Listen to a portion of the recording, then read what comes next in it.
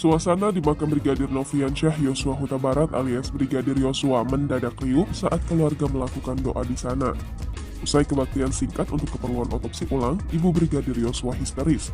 Dia menangis dan berteriak histeris di makam Brigadir Yosua di Kecamatan Sungai Bahar. Sekitar 5 menit dia menangis di sana sebelum akhirnya digiring keluarga ke tempat lain, sebab makam itu akan segera dibongkar.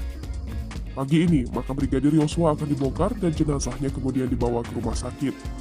Keluarga kemudian melakukan ibadah singkat di areal makam dipimpin oleh seorang pendeta pada Rabu 27 Juli 2022. Hanya keluarga dan yang ditunjuk oleh keluarga yang bisa masuk ke lokasi makam. Diberitakan sebelumnya, hari ini akan dilakukan otopsi ulang jenazah Brigadir Joshua.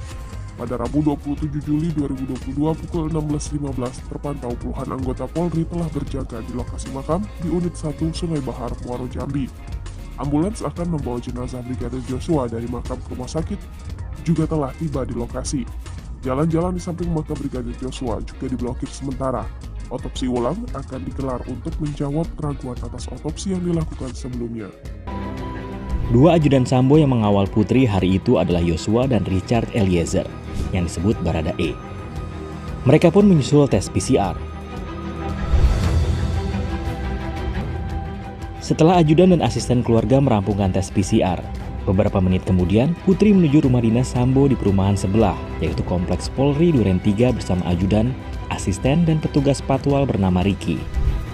Sudah menjadi kebiasaan di keluarga Sambo untuk menunggu hasil tes PCR di rumah dinas.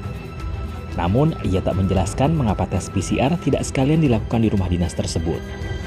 Berdasarkan rekaman CCTV, Yosua mengenakan kaos putih, celana jeans biru, dan masker hitam. Ia tampak baik-baik saja. Tidak seperti rumah pribadi Sambo di Jalan Saguling yang memiliki rekaman CCTV.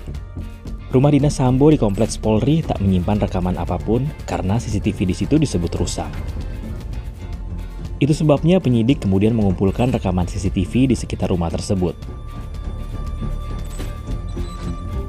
Soal tempat kejadian perkara, salah satu sumber menyebut bahwa Yosua memang tewas di Jakarta, namun bukan di rumah dinas Sambo. Namun hal ini dibantah oleh sumber lain yang sama-sama berada di kepolisian. Pada hari kejadian, lewat pukul 16 waktu Indonesia Barat, rombongan Putri tiba di rumah dinas usai tes PCR di rumah pribadi Sambo.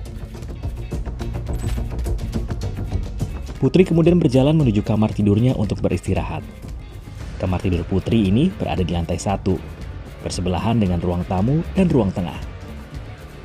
Posisi pintu kamar ini hampir sejajar dengan tangga menuju lantai 2. Berikutnya menyusul Richard, yang kemudian kerap disebut Baradae, masuk ke rumah dan menuju lantai 2. Sekitar pukul 17 waktu Indonesia Barat, tiba-tiba terjadi peristiwa berdarah di rumah dinas Sambo. Yosua disebut masuk ke kamar Putri sambil mengacungkan pistol dan berteriak, "Diam kamu! Diam kamu!" Putri lalu berteriak, "Tolong Richard! Tolong Ricky!" Namun apa sesungguhnya terjadi di kamar Putri sebelum ia berteriak? Sampai saat ini tidak dijelaskan secara rinci, kecuali bahwa Yosua disebut melakukan pelecehan. Ketika itu, mendengar teriakan Putri, Richard keluar dari kamar di lantai 2. Menuruni tangga dan berhenti di bordes tangga. Ia melihat Yosua yang merupakan seniornya dan bertanya, "Bang, kenapa? Ada apa, Bang?" Alih-alih menjawab pertanyaan itu, Yosua malah menembaki Richard. Ia melontarkan 3 peluru dari pistol HS-9 yang ia genggam. Tembakan-tembakan itu melesat dan meleset 2 jengkal di atas kepala Richard.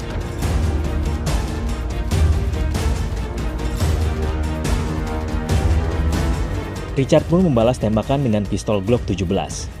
Menurut seorang sumber, Glock 17 adalah senjata organik Propam Polri, divisi yang dipimpin Irjen Sambo yang kini dinonaktifkan. Sumber tersebut menampik ucapan berbagai pihak yang menyebut bahwa Glock 17 hanya bisa dipakai oleh perwira. Menurutnya, tamtama dengan pangkat Bayangkara II seperti Richard pun bisa memegang senjata tersebut.